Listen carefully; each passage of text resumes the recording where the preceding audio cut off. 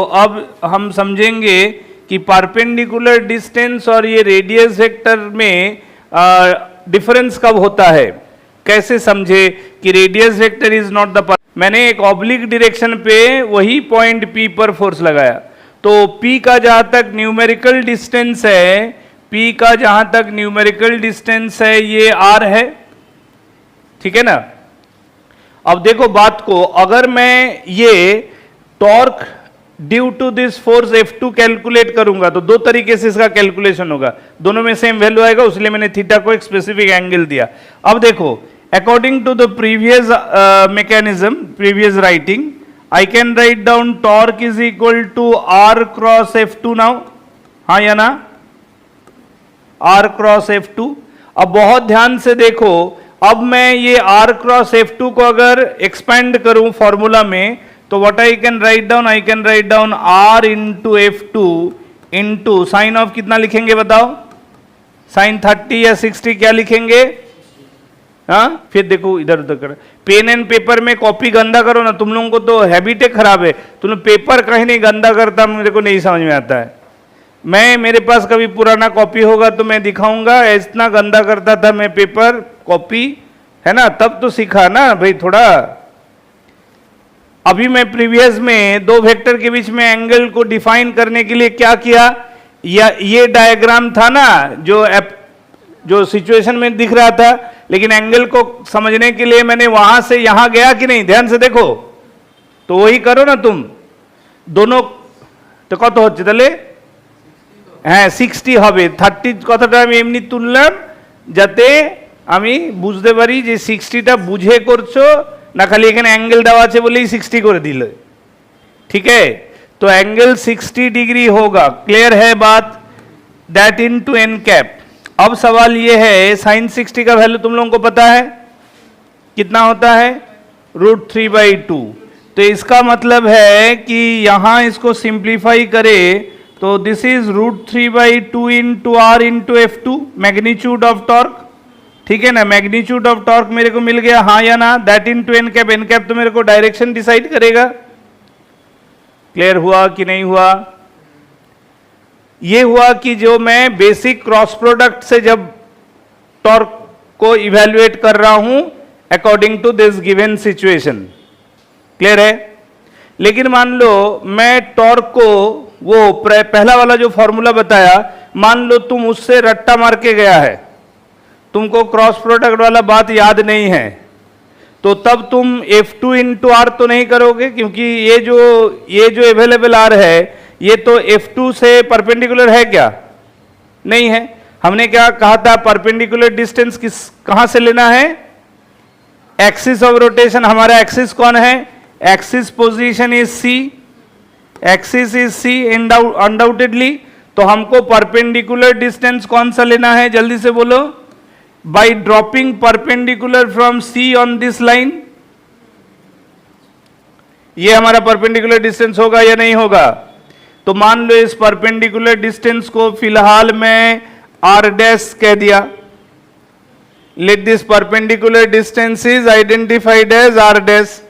तो क्या मेरे को एक राइट एंगल ट्रायंगल का ज्योमेट्री मिल रहा है, this is R dash, this is R, this is 60 degree कहां गया, ये 60 डिग्री, समझ में आया कि नहीं आया। अब मैं अगर फोर्स इंटू यही टॉर्क का मैग्नीट्यूड को लिखने के लिए, मैग्नीट्यूड ऑफ टॉर्क में अगर लिखूंगा applied force F2 into perpendicular distance, perpendicular distance from axis, है ना, तो सिंबॉलिकली वो परपेंडिकुलर डिस्टेंस क्या होना चाहिए, R डैश। अब हमारा वो perpendicular distance for the applied force F2 कितना होना चाहिए ज्योमेट्री के हिसाब से, R डैश। जबकि R डैश का वैल्यू तो हमको क्वेश्चन में नहीं पता है, क्वेश्चन में जो पता है वो कौन सा डिस्टेंस पता है, R। तो अब मैं ये वाला जो ज्योमेट्री है, इस ज्योमेट्री से मैं लिख सकता हूं R dash being perpendicular side in this right angle triangle, so can I write down R dash is equal to R hypotenuse into sine of the acute angle। तो देखो तो आर डैश यहां आया था तुम्हारा r इंटू साइन 60, ठीक है ना। तो साइन 60 का वैल्यू डालते हैं तो √3/2 ऑफ r आ रहा है r डैश, यानी √3/2 of r is r dash. Clear हुआ कि नहीं हुआ? अल्टीमेटली मैग्नीट्यूड का जो फाइनल वैल्यू है वो मिलता है अप्लाइड फोर्स को directly multiplying the perpendicular distance. लेकिन वेक्टर फॉर्म में जब हम क्रॉस प्रोडक्ट से टॉर्क को इवैल्यूएट करते हैं तब हमको डायरेक्टली वो परपेंडिकुलर डिस्टेंस यूज करने का स्कोप नहीं है, क्योंकि क्रॉस प्रोडक्ट में हमको रेडियस वेक्टर कौन सा होता है? एक्सिस ऑफ रोटेशन से radial distance where the force is applied. ठीक है, दोनों में अंतर समझ में आया कि रेडियस वेक्टर क्या है और परपेंडिकुलर डिस्टेंस क्या है। अल्टीमेटली तुम दोनों में से कोई भी प्रोसेस अप्लाई करो, सेम ही वैल्यू मिलेगा टॉर्क का। क्लियर हुआ कि नहीं हुआ?